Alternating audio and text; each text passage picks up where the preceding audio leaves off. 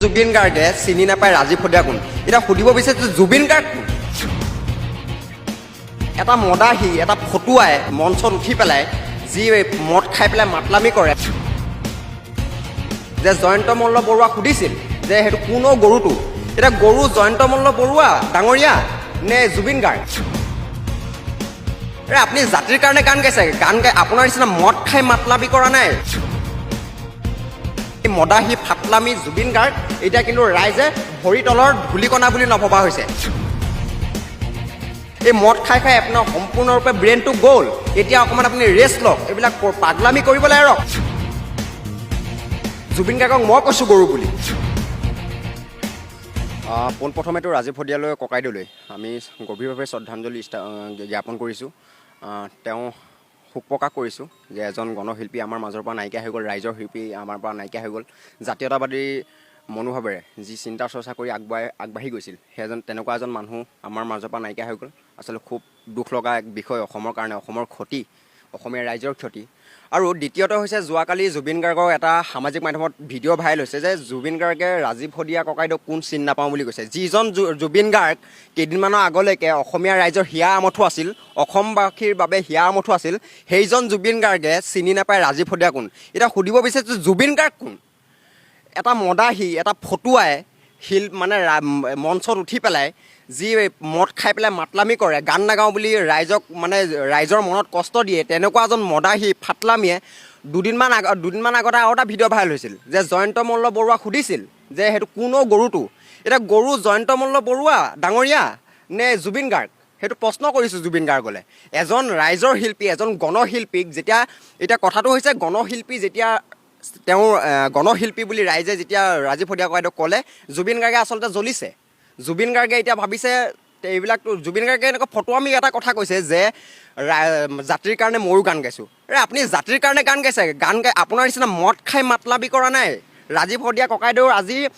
যেতিয়া তেওঁৰ শ্ৰদ্ধাঞ্জলি জনাইছে লাখ লাখ মানুহৰ ভিৰ কিন্তু জুবিন গাৰ্গে মই কৈছোঁ নহয় যিজন জুবিন গাৰ্গ দুদিনমান আগলৈকে অসমৰ ৰাইজৰ হিয়াৰ আমঠু আছিল সেইজন জুবিন গাৰ্গ এই মদাহী ফাটলামি জুবিন গাৰ্গ এতিয়া কিন্তু ৰাইজে ভৰি তলৰ ধূলিকণা বুলি নভবা হৈছে কাৰণ অহংকাৰে যেতিয়া মানুহৰ মূৰত ধৰে তেতিয়া কিন্তু অহংকাৰে দৰ্পচন অহংকাৰ হৈ গ'লে কিন্তু জুবিন গাৰ্গ এনেকুৱা এটা তলৰ পৰ্যায়লৈ যাবলগীয়া আজি অৱস্থা নিজৰ অহংকাৰে কৈছে ৰেঞ্জ অভাৰ গ্ৰীপ পোৱা জুবিন গাৰ্গে এতিয়া ৰাজীৱ ফদিয়া ককাইদেউ যিজন এজন জাতি মাটিৰ ভেটিৰ কাৰণে নিজৰ জাতিটোৰ কাৰণে অসমীয়া জাতিটোৰ কাৰণে নিজৰ সমগ্ৰ সকলো বস্তুৱে ত্যাগ কৰিলে সেইজন ৰাজীৱ ফদিয়াক যেতিয়া মই তেওঁক ইমান ভালদৰে চিনি নাপাওঁ বুলি কৈছে জুবিন গাৰ্গক কিন্তু এতিয়া ৰাইজে তেওঁৰ অৱস্থা কি হ'ব মদাহী মদ খাই লৈ পেলাই মঞ্চত যিবিলাক তেওঁ অভদ্ৰামী কৰে সেই অভদ্ৰামী কিন্তু তেওঁৰ সীমা চেৰাই গ'ল আৰু যোৱাকালি এই কথাটোত কিন্তু ৰাজীৱ ফদিয়া ককাইদেউৰ বিষয়ত তেওঁ কিন্তু একেবাৰেই জুবিন গাৰ্গৰ এতিয়া যি আগত ৰাইজৰ মাজত ৰাইজৰ হিয়া আমঠু হৈ আছিল সেই হিয়াৰ আমঠু কিন্তু এতিয়া ৰাইজৰ এই ভৰি তলৰ জোতা চেণ্ডেলৰ ভৰি তলৰ সেই ধূলিকণ হৈ পৰিলে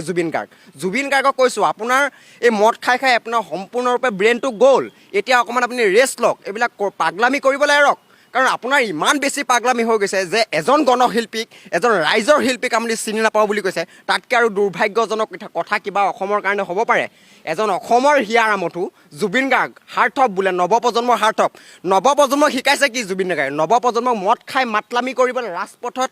মঞ্চত মাতলামি কৰিবলৈ শিকাইছে জুবিন গাৰ্গৰ নিচিনা এটা পাগল গৰু জুবিন গাৰ্গক মই কৈছোঁ গৰু বুলি দুদিনমানৰ আগত জয়ন্ত মল্ল বৰুৱাক ডাঙৰীয়া কৈছিল নহয় কোনো সেই গৰুটো বুলি কৈছিল নহয় ইংলিছ ক'ব জানে হিন্দী ক'ব জানে অসমীয়া ক'ব জানে প্ৰশ্ন কৰিছিল কিন্তু তেওঁক কৈছোঁ দুটামান ইংলিছত কথা ক'লেই দুটামান ভাল মদ খাই লৈ পেলাই গান গালে আপুনি ৰাইজৰ হিয়া আমঠু হ'ব নোৱাৰে আপুনি যদি প্ৰকৃত ৰাইজৰ হিয়া আমঠু হ'লহেঁতেন আপুনি এই ৰাজীৱ ফদিয়া ককাইদেউৰ মৃত্যুত আপুনি শোক প্ৰকাশ কৰিলেহেঁতেন তেওঁ ঘৰলৈ গ'লহেঁতেন তেওঁৰ পৰিয়ালটো কি হৈছে কি নহৈছে খবৰ ল'লেহেঁতেন কিন্তু আপুনি মদ খাই লৈ পেলাই যিবিলাক পাগলামি কৰিছে আপোনাক কৈছোঁ ন ভৰি তলৰ এই জোতা চেণ্ডেলৰ আপুনি এতিয়া বালিৰ যোগ্য নহয় আপোনাক সিমানখিনিয়ে আমি আখ্যা দিব বিচাৰিছোঁ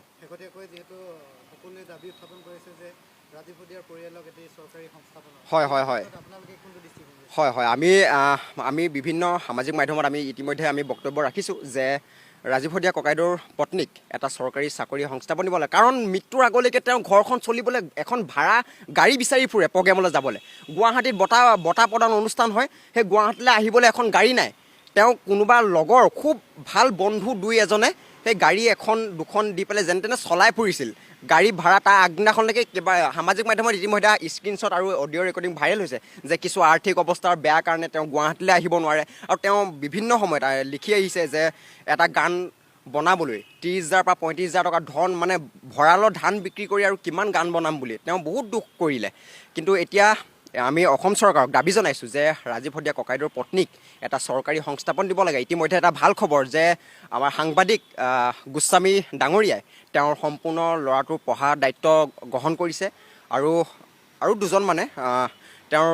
এটা ব্যক্তিগত সংস্থাপন দিয়াৰ কথা ভাবিছে। কিন্তু ব্যক্তিগত সংস্থাপনেৰে এটা জীৱন